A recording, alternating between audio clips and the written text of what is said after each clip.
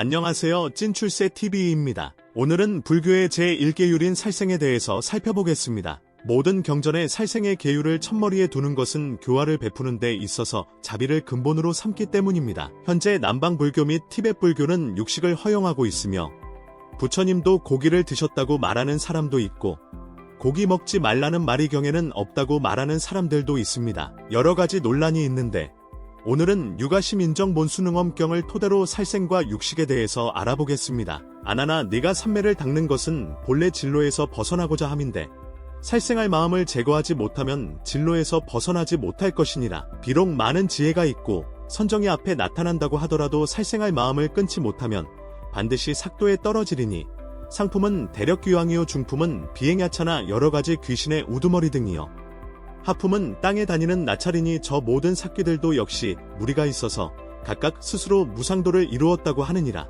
여기서 사기라는 것은 10가지 악업을 평범하게 범하는 가운데 살생하는 일이 가장 심한 것을 말합니다. 살생할 마음을 가지고 선정을 닦으면 반드시 이러한 무리에 떨어지는 것입니다. 내가 멸도한 뒤 말법 가운데 이러한 삭귀들이 세상에 많이 번성하여 고기를 먹어도 보리의 길을 얻는다고 말하리라. 아나나 내가 비구로 하여금 5가지 깨끗한 고기를 먹게 하였으니 이 고기는 다 나의 실력으로 화생한 것이라서 본래 명근이 없는 것이니라.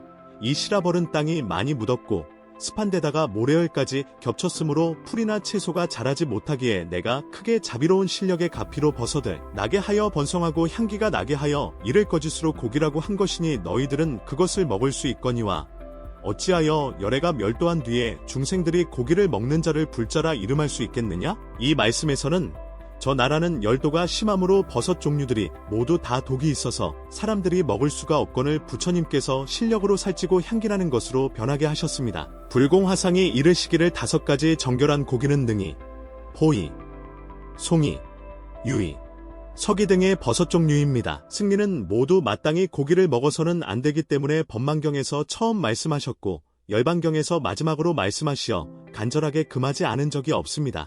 여기서는 오정이라 열거하시고 다른 데에서는 혹은 3가지 혹은 7가지 혹은 9가지를 열거하신 것은 모두 독이 없고 달고 맛있는 버섯을 가리켜 비유한 것이다라고 하셨습니다. 너희들은 마땅히 알아야 한다. 이 고기를 먹는 사람이 비록 마음이 열려서 산마지를 얻은 것과 비슷하지만 모두 다 큰 나찰임으로 과보가 끝나면 반드시 생사의 고해에 빠지게 될 것이니 부처님의 제자가 아니니라. 이와 같은 사람은 서로 죽이고 서로 잡아먹어 서로 먹고 먹힘이 그치지 아니할 것이니 이런 사람이 어찌 삼계를 벗어날 수 있겠느냐?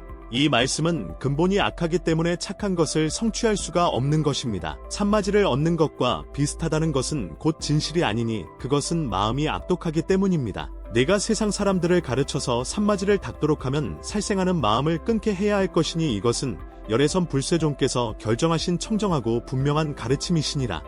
그러므로 아나나 만약 살생하는 마음을 끊지 않고서 선정을 닦는 자는 비유하면 어떤 사람이 스스로 자신의 귀를 막고서 큰 소리로 부르짖으면서 다른 사람이 듣지 않기를 바라는 것과 같으니 비록 많은 겁을 지낼지라도 이것은 숨기고자 하면 더욱 더 드러나는 것이니라. 이 말씀은 선정을 닦는 것은 죄를 피하고자 함인데 도리어 살생을 행하며 귀를 막는 것은 사람을 피하고자 함이거늘 도리어 큰 소리를 치니 이는 숨기고자 하면서 더욱 드러내는 것입니다. 청정한 비구와 모든 보살들이 길을 다닐 적에 살아있는 풀도 밟지 않거늘 하물며 손으로 뽑아버리는 것이겠느냐? 어찌 크게 자비로운 자가 모든 중생들의 혈육을 취하여 배부르게 먹으리요. 이 말씀은 살아있는 풀을 실수로 밟지도 않으며 일부러 뽑지도 않는 것은 지극히 인자함이 초목에까지 미치는 것인데 하물며 중생들의 피와 고기를 먹는 것이 말이 되겠느냐 하신 겁니다. 아나나 동방의 비단이나 명주와 이 땅의 가죽신, 털옷, 우유, 갓옷,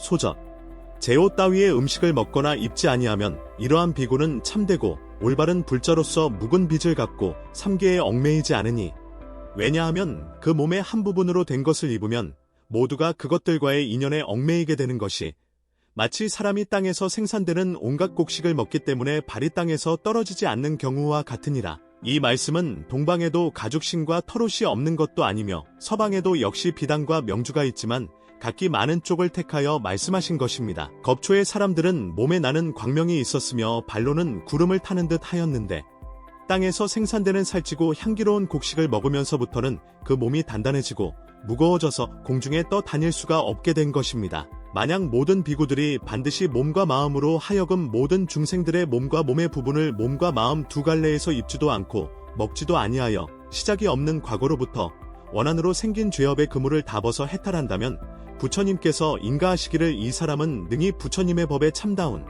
삼매를 얻는 사람이라고 할 것이니라. 내가 설한 것과 같이 말하는 것은 부처님의 말씀이고 이와 같이 아는 말은 곧 파순의 말이니라. 이 말씀은 몸이란 피, 고기, 골수, 뇌이고 신분이란 털, 뿔, 우유, 낙이다.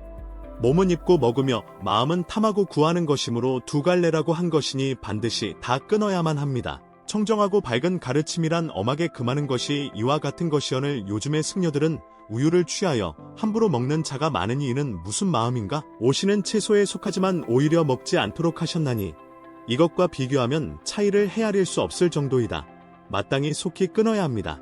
이상 능엄경에 나오는 살생에 대해서 알아봤습니다. 다음 편에는 능엄경 외의 화엄경, 법망경, 열반경, 능가경에 나오는 고기를 먹는 것에 대해서 알아보겠습니다. 고기를 먹는 것은 살생이고 고기와 관련된 것들도 취하지 말라는 게 능엄경의 계율입니다. 5가지 깨끗한 고기도 버섯으로 능엄경은 설명하고 있습니다. 고기를 먹었으나 살생은 아니다라는 논리는 물건을 훔쳤으나 도둑질은 아니다나 술은 마셨으나 음주운전은 아니다 등 여러가지 말도 안 되는 논리로 풍자되고 있는 것과 같습니다.